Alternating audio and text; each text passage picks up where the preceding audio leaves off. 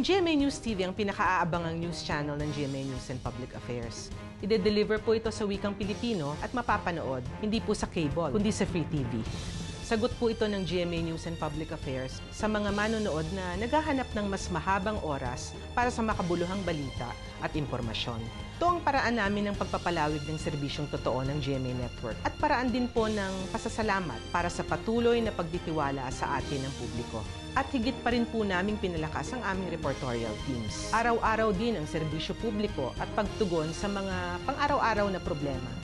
Maghahain po kami ng mas malawak at thought-provoking documentaries, nariyan ang matatapang at binusising investigative reports, makabuluhang news magazine programs, sari-saring opinyon, kaabang-abang na lifestyle, showbiz at sports programs.